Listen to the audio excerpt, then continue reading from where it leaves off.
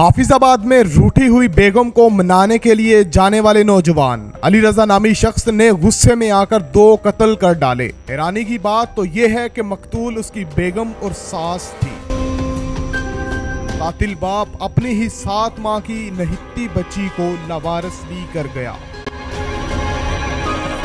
आइए जानते हैं कि उसने इतना बड़ा कदम क्यों और किसके कहने पर उठाया।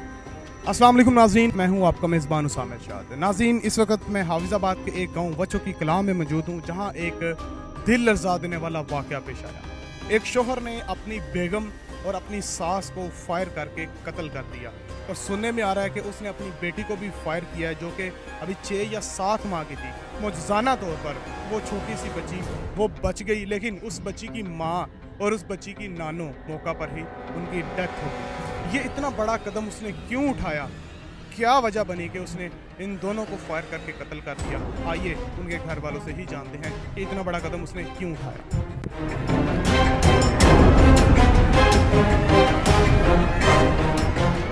ये बच्ची के वालिद हैं, इनके जो बेगम हैं उनको भी उसने फायर करके कत्ल किया और अभी तक वो फ़िलहाल फ़रार है। ये बच्ची के मामू हैं, इनसे हम जानने की कोशिश करते हैं कि असल मामला क्या था, क्या वजह थी। इन्हीं से जानते हैं। अस्सलाम वालेकुम सर, कैसे हैं? जी ठीक है।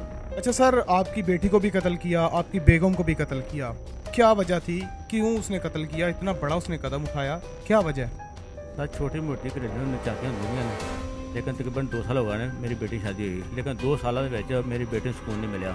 अजीयत देंदे हैं और मारते पीटते हैं। तो कई दफ़ा मैं बच्ची जाके लैके आंदा हाँ, तो पिछों आते हैं बंदे फिर लै जाते हैं मतलब बेस पार्ट अपना, मतलब कि वो उसको अजियत देते थे, तो इधर आके सारी सुलह वगैरह हो गया, अब बच्ची वापस चल जाती थी। तो इस दफ़ा सर मैं कई दफ़ा जाता हाँ, बच्ची खर्चा देंदा हाँ 2-4 हज़ार रुपया, तो वो बच्ची को खो लेंदे हैं। हत्ता कि बच्ची कौन खोंदा सी ओदे कोलों? ਉਹਦਾ ਭਾਈ, ਉਹਦੇ ਵਾਲਦੇ मोहतरम, ਉਹਦੇ ਸਾਰੇ ਰਿਸ਼ਤੇਦਾਰ ਸਾਰੇ ਇਕੱਠੇ ਹਨ। ਖਰਚਾ ਤੁਸੀਂ ਕਿਉਂ ਦਿੰਦੇ ਸੋ? ਖਰਚੇ ਦੀ ਜਿਹੜੀ ਜ਼ਿੰਮੇਵਾਰੀ ਹੈ ਤੇ ਉਹਦੇ ਤੇ ਸ਼ੋਹਰ ਦੀ ਹੁੰਦੀ ਹੈ। ਸਰ ਬੱਚੀ ਛਿਲੇ ਸੀ, ਛਿਲੇ ਦੇ ਵਿੱਚ ਹੱਤਾ ਕਿ ਰੋਜ਼ਾਨਾ ਗੋਸ਼ਤ ਮਰਚਿੰਗ ਹੁੰਦਾ ਹੈ, ਲੇਕਿਨ ਉਹਨਾਂ ਅੱਲਾ ਦੇ ਬੰਦਿਆਂ ਨੇ ਪੂਰੇ 1.25 ਮਹੀਨੇ ਸਿਰਫ ਇੱਕ ਦਫਾ ਕੀਮਾ ਪਕਾਇਆ, ਠੀਕ ਹੈ ਨਾ। ਤੇ ਕਾਫੀ ਇਸ ਤਰ੍ਹਾਂ ਬਹੁਤ ਜ਼ਿਆਦਾ ਮਾਹੌਲ ਨਾਲ ਖਰਾਬ ਕੀਤਾ। ਬੱਚੀ ਜਾ ਕੇ ਲੈ ਆਉਂਦੇ ਹਾਂ, ਫਿਰ ਲੈਂਦੇ ਹਨ, ਲੇਕਿਨ ਇਸ ਦਫਾ ਇਸ ਤਰ੍ਹਾਂ ਆਇਆ ਕਿ ਉਹਨਾਂ ਬੱਚੀ ਮੇਰੀ ਹੋ ਪਈ ਹੈ। ਮੈਂ ਗਿਆ ਮਗਰ ਲੈ ਕੇ ਆ ਗਏ ਹਾਂ। ਤੇ ਉਸ ਤੋਂ ਬਾਅਦ ਅੱਲਾ ਤਾਲਾ ਭਲਾ ਕਰੇ, ਇੱਥੇ ਆਇਆ ਬਾਹਰ ਹੁੰਦਾ ਸੀ, out of city, Saudi Arab. ਉਹਨਾਂ out of country Saudi Arab ਹੁੰਦਾ ਸੀ। ਹੁੰਦਾ ਸੀ, ਉੱਥੋਂ ਆਇਆ, ਮੈਨੂੰ ਨਹੀਂ ਪਤਾ ਕਦੋਂ ਆਇਆ, ਅੱਜ ਆਇਆ ਕੱਲ ਆਇਆ। ਮੈਂ ਘਰੋਂ ਬਾਹਰ ਨਿਕਲਿਆ, ਮੇਰੇ ਜਿਵੇਂ ਮੈਂ ਘਰੋਂ ਬਾਹਰ ਨਿਕਲਿਆ ਵਾਂ, ਉਹ ਘਰ ਆਇਆ। ਪਹਿਲਾਂ ਉਹਨਾਂ ਮੇਰੀ ਬੇਟੀ ਨੂੰ ਕਤਲ ਕੀਤਾ, ਫਿਰ ਉਸ ਮੇਰੀ ਬੇਗਮ ਨੂੰ ਕਤਲ ਕੀਤਾ। ਤੁਹਾਡੇ ਸਾਹਮਣੇ ਹੋਇਆ? ਨਹੀਂ, ਮੇਰੇ ਸਾਹਮਣੇ ਨਹੀਂ ਹੋਇਆ। ਫਿਰ ਮੇਰਾ ਭਾਂਜਾ ਘਰ ਆਇਆ ਸੀ, ਉਸ ਮੈਨੂੰ ਕਾਲ ਕੀਤੀ, ਮਾਮੂ ਜੀ ਕਿੱਥੇ ਹੋ? ਮੈਂ ਕਿਹਾ ਬੇਟਾ ਇੱਥੇ ਆ। ਉਹਨੇ ਆਖਿਆ ਜਲਦੀ ਛੇਤੀ ਘਰ ਆ, ਖਾਲਾ ਨੂੰ ਤੇ ਆਪੇ ਨੂੰ ਫੈਰ ਵੱਜ ਗਿਆ। ਮੈਂ ਜਦ ਭੱਜਦਾ ਹੋਇਆ ਘਰ ਆਇਆ, ਜਦੋਂ ਘਰ ਆਇਆ ਮੇਰੇ ਐਕਸਪਾਇਰੀ ਹੋਏ ਪਏ ਹਨ। ਤੁਹਾਡੇ ਆਏ ਤੱਕ ਉਹਨਾਂ ਦੀ ਵਫਾਤ ਹੋ ਚੁੱਕੀ ਸੀ। ਅੱਛਾ, ਤੁਹਾਡੇ ਕਿੰਨੇ ਬੱਚੇ ਨੇ? ਮੇਰੇ ਸਰ 5 ਬੱਚੇ ਨੇ, 4 ਬੇਟੀਆਂ ਨੇ, 1 ਬੇਟਾ ਹੈ। ਤੇ ਉਹ ਜਿਹੜੀ ਤੁਹਾਡੀ ਬੇਟੀ ਸੀ ਉਹਦੀ ਸ਼ਾਦੀ ਹੋਈ 2 ਸਾਲ ਹੋ ਗਏ ਨੇ, ਉਹਦੇ ਕਿੰਨੇ ਬੱਚੇ ਨੇ? ਉਹਦੀ 1 ਬੇਟੀ 8 ਮਾਹ ਦੀ ਹੈ। ਅੱਛਾ, ਮਾਸ਼ਾਅੱਲਾ 7-8 ਮਾਹ ਦੀ ਉਹਦੀ ਬੇਟੀ ਹੈ। ਮੈਂ ਸੁਣਿਆ ਕਿ ਉਹਦੀ ਬੇਟੀ ਨੂੰ ਵੀ ਉਹਨੇ ਫਾਇਰ ਕਰਨ ਦੀ ਕੋਸ਼ਿਸ਼ ਕੀਤੀ। ਉਸ ਬੱਚੀ ਨੂੰ ਮਾਰਨ ਦੀ ਕੋਸ਼ਿਸ਼ ਕੀਤੀ ਹੈ, ਬਾਕੀ ਅੱਲਾ ਪਾਕ ਕੋਲ ਵਹੀ ਆਈ ਹੈ। ਉਸ ਬੱਚੀ ਨੂੰ ਦੱਬ ਕੇ ਫੈਂਕਿਆ ਤੇ ਅੱਗੋਂ ਦੀਵਾਰ ਲੱਗੀ ਹੈ। ਮੇਰੀਆਂ 2 ਛੋਟੀਆਂ ਬੇਟੀਆਂ ਹਨ, ਉਹਨਾਂ ਜਿਹੜਾ ਬੱਚੀ ਨੂੰ ਫੜਿਆ ਉਹ ਸਹਿਮੀਆਂ ਹਨ, ਉਹਨਾਂ ਬੱਚੀ ਲੈ ਕੇ ਬਾਹਰ ਗਲੀ ਭੱਜ ਗਏ ਨੇ, ਠੀਕ ਨਾ। ਜਦੋਂ ਮੈਂ ਘਰ ਆਇਆ, ਮੇਰੇ ਨਾਲ ਮੇਰੀ ਬੱਚੀਆਂ ਘਰ ਸਨ, ਤੇ ਮੇਰੀਆਂ बेगम तो मेरी बेटी के नाम मरे पे हैं ज़रा। बच्ची के मामू साथ हैं, इनसे पूछते हैं कि कत्ल के वक्त आप वहाँ मौजूद थे? नहीं, कत्ल के वक्त मौजूद नहीं थे, असी इत्थे सां। अपने पिंड सो सां इथों फोन आया कि बाजी जिहड़ी उन्होंने कत्ल कर दिता गया, तो वो मतलब भैन लगती सी, उन्होंने भी कत्ल भरा ते असी उत्थे टुर गए। उत्थे पुलिस साडे जांदियां नूं बैठी थी। जिहड़ी बच्ची नूं मारन लगा अपनी बेगम नूं, ते जिहड़ी उहदी वालदा है वो छडाण आई है भज के, तो उन्होंने इत्थे लग्या, उत्थे देख लिया भी छडाण क्यों आई, उन्होंने मार छड्या। हुण दूसरा पहला मारिया तो उन्होंने बई इत्थे वो तड़फदी सी पई, तो उस आख्या जिउंदी है, मुड़ उस इत्थे मारे दूसरा। कितने फायर मारे सन? फायर मारे, इस तरह काम है। मां नूं 1 फायर मारा, बेटी नूं 2 मारे। इत्थे लगा तो उत्थे खत्म हो गई। तो जिहड़ी बेगम सास बेटी है दी, उन्होंने इत्थे मारा, तो उस आके बाजे दी छातां दे दी या बाजे कोई करे दी, उन्होंने फिर खब्बे पासे मारिया, तो वो भी उत्थे दिमाग दे विच लगा तो खत्म हो गई। वो मुंडा इहदा सी, बाहर निकलिया तो उन्होंने कीता फायर, लेकिन वो मिस हो गई, गोली उस तरह पई सी उत्थे। ਮਾਰਨ ਦੀ ਕੋਸ਼ਿਸ਼ ਕੀਤੀ ਹੈ, ਲੇਕਿਨ ਬੇਟਾ ਮੇਰਾ ਫੌਰੀ ਬਾਹਰ ਭੱਜ ਗਿਆ।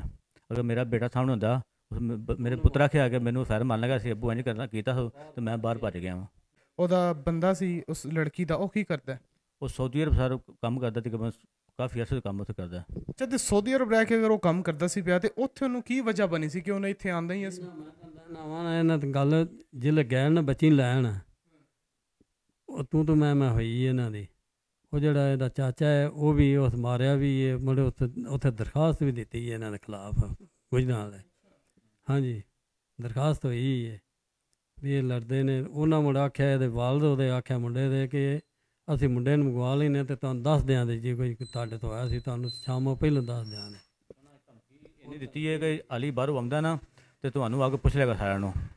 ਹਾਂਜੀ, ਤੇ ਕਿਹਨੇ ਧਮਕੀ ਦਿੱਤੀ ਸੀ? ਇਹ ਉਹਦੇ ਪਿਓ ਵੀ ਦਿੱਤੀ ਹੈ, ਤੇ ਉਹਦਾ ਚਾਚੂ ਕੋਲ ਸੀ, ਉਹਨੇ ਧਮਕੀ ਦਿੱਤੀ ਹੈ। ਮਤਲਬ ਕਿ ਉਹ ਤੁਹਾਨੂੰ ਧਮਕੀਆਂ ਦਿੰਦੇ ਰਹੇ ਕਿ ਬੱਚੀ ਤੋਂ ਤੁਸੀਂ ਲੈ ਕੇ ਚੱਲੇ ਹੋ ਤੇ ਜਦੋਂ ਆ ਲੇਗਾ, ਲੇਕਿਨ ਤੁਹਾਨੂੰ ਛੱਡਣਾ ਨਹੀਂ ਆਇਆ। ਜਿਲੇ ਇੱਥੇ ਹਫਸਾਬਾਦ ਆਇਆ ਉੱਥੇ ਰਿਹਾ, ਇੱਕ ਦੋ ਡਾਂਗਾਂ ਨਾਲ ਆਏ ਨਹੀਂ। ਆਹ ਜਿਲੇ ਟੀਮ ਕੱਲੀ ਉਹਲੇ ਉਹਨਾਂ ਮਹੱਲੇ ਵਾਲੇ ਆਖਿਆ ਕਿ ਦੋ ਡਾਂਗ ਇੱਥੇ ਹੋ ਗਏ ਨੇ ਆਏ ਨੂੰ। ਇਹ ਅਦਾ ਹੋਰ ਵੀ ਆਵੇ, ਮੈਂ ਤਾਂ ਇੱਥੇ ਪਿੰਡ ਰਹਿੰਦਾ ਵਾਂ, ਲੇਕਿਨ ਉੱਥੇ ਮੇਰੇ ਜਿਹੜੇ ਮਹੱਲੇ ਦੇ ਲੋਕੀ ਗਲੀ ਮਹੱਲੇ ਨੇ ਐਨੀ ਸ਼ਾਇਦ ਉਹ ਕਹਿ ਰਹੇ ਨੇ ਕਿ ਰਾਤ ਨੂੰ ਵੀ ਬੰਦੇ ਆਉਂਦੇ ਨੇ, ਉਹ ਦਿਨ ਵੀ ਬੰਦੇ ਬੱਸ ਮਾਰ ਕੇ ਆਉਂਦੇ ਨੇ, ਤੇ ਜੋ ਦੁਆਰਾ ਵਹਿੰਦੇ ਨੇ ਤੁਹਾਡਾ ਦੁਆਰਾ ਵੇਖ ਕੇ ਪਿੱਛੇ ਭੱਜ ਜਾਂਦੇ ਨੇ। ਜਦੋਂ ਮੈਨੂੰ ਗੱਲਾਂ ਕਰਦੇ ਨੇ ਤੇ ਮੇਰੇ ਬੱਚਿਆਂ ਦੀਆਂ ਗੱਲਾਂ ਜਾਂਦੀ, ਤੇ ਮੈਂ ਬਹੁਤ ਜ਼ਿਆਦਾ ਪਰੇਸ਼ਾਨ ਤੇ ਖੌਫਜ਼ਦਾ ਹੋ ਜਾਂਦਾ ਵਾਂ। ਮੈਂ ਫਿਲਹਾਲ ਪਰੇਸ਼ਾਨ ਹਾਂ, ਮੈਨੂੰ ਇਨਸਾਫ ਚਾਹੀਦਾ ਹੈ। ਮੁਲਜ਼ਮ ਮੇਰਾ ਗ੍ਰਿਫਤਾਰ ਕਰੋ, ਅੱਲਾ ਦਾ ਫੈਸਲਾ। ਅਗਰ ਇਹੀ ਆ ਰਿਹਾ ਹੈ ਤੇ ਮੇਰੀ ਜਿਹੜੀ ਬਾਕੀ ਫੈਮਿਲੀ ਉਹ ਖੌਫਜ਼ਦਾ ਹੋ ਕੇ ਮਰ ਜਾਣੀ ਹੈ। ਨਹੀਂ ਤੇ ਤੁਸੀਂ FIR ਹੋ ਚੁੱਕੀ ਹੈ? ਹਾਂਜੀ, FIR ਹੋ ਗਈ ਹੈ। ਤੇ ਪੁਲਿਸ ਦਾ ਰਵੱਈਆ ਕਿਸ ਤਰ੍ਹਾਂ ਦਾ?